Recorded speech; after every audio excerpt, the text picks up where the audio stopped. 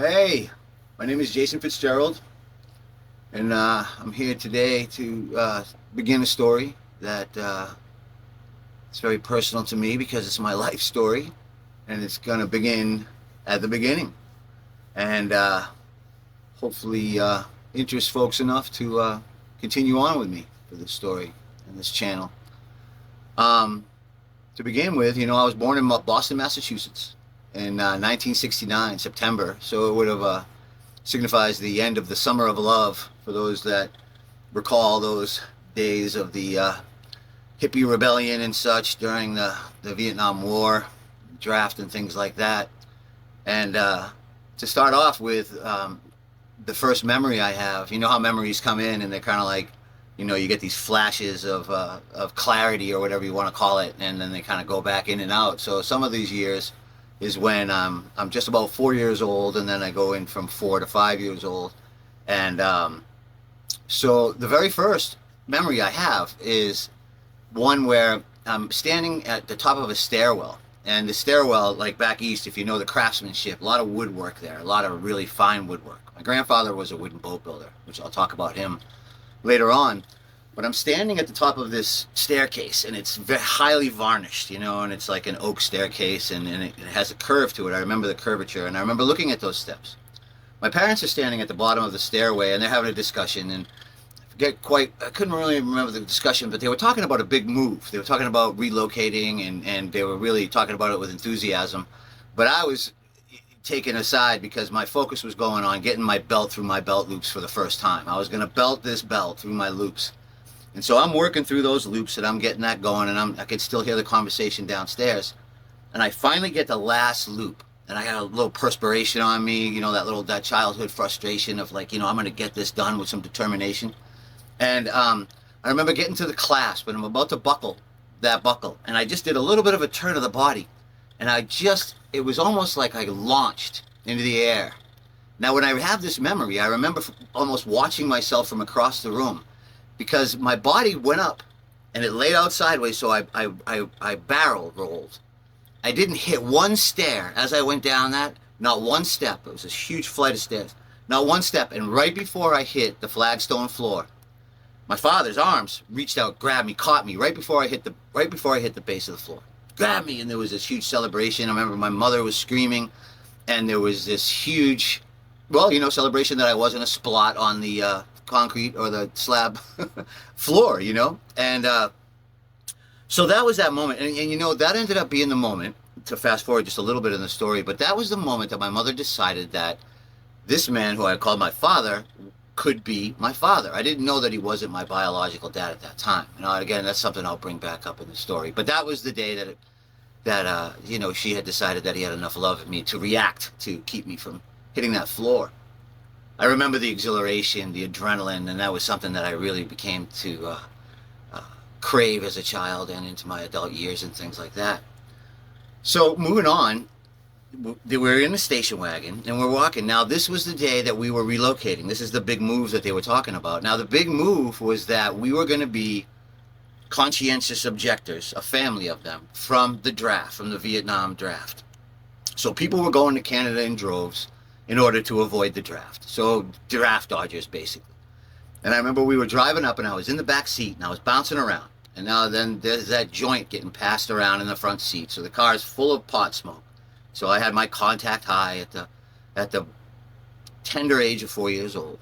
But I'm sitting back there with anticipation. And then as we're driving up, I can see that there's the yellow flashing lights. The Beatles are playing on the radio. And there's yellow flashing lights of like the border, where the arm's going to come up, what we call that, like the barricade. And then there's blue and red lights flashing on the side. And my father looks over his shoulder to the back seat, and he says, get in the hiding spot, go now. And so I'm very excited about this, because if you know those old station wagons, the rumble seat that's in the back, you can pull it up where the spare tire would stay, and you could sometimes sit in there, or you could get in there. So I curled myself up into the tightest fetal position I could get. I reached up and I closed that lid just enough, and then I pulled all the luggage in around me and things like that, and I got in that ball and I stayed in there. And the car would advance and it would stop and idle and advance and stop and idle, because we were in line. We were waiting to cross the border, and they had to talk to Border Patrol. So we finally crossed that line. We did it, and so much excitement in there. And then they yelled that I could come out, and I popped out, and we had this huge celebration. We were now in Canada. We had, made this huge political statement or social statement or whatever it may be.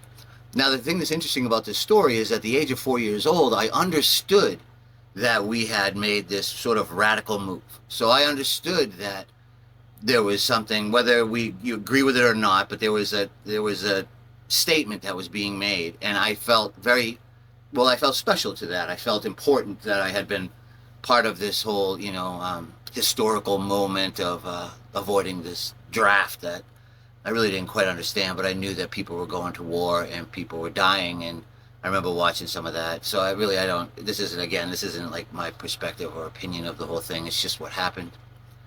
But the one thing that happened too was we went to Canada and there was no plan. So they had left Canada with a child. My mother, who was this beautiful young lady who was 17 years old and had me at the hospital in Massachusetts, Mass General, and she was there in the ward for single mothers, and also there was a situation because she had consumed so much LSD and Quaaludes and things while she was pregnant with me that they were worried that there was going to be a problem with the birth. But luckily, God's grace, I was born. I don't know if you want to call it normal or not, but I was born healthy and good. So going forward into the Canada story while I was there was that, again, my memories come in and out of this, but I can share what's relevant. So there was a lot of times that we moved into places and they would be full of like sort of trash, like people had been, evicted from them.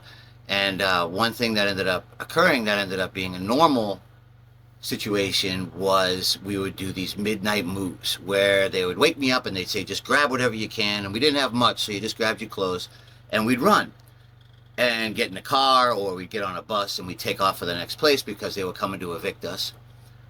This one time, the landlord that came in was this Russian gentleman, and he was yelling in Russian, and he came in, and I remember he pulled my mother out of the bed. My father wasn't there, and I was screaming and pulling on him, and he started just punching the walls. So there's all this like really erratic things that happened. We ran from there. So as time passed, I'm not sure, we ended up living in Toronto and Winnipeg and Quebec. And one thing that I know about coming up like that was I was untethered. Basically, there was no real structure. There was nobody really watching me. I could go out and wearing my outfit of a pair of cutoff shorts, no shirt, no shoes. I could play Frisbee till midnight or whatever it may be. And my claim to fame or my status was how dark the base of my feet were, because the hippies all had really dirty bases to their feet covered with tar. And I would measure my status by the dirt on my feet.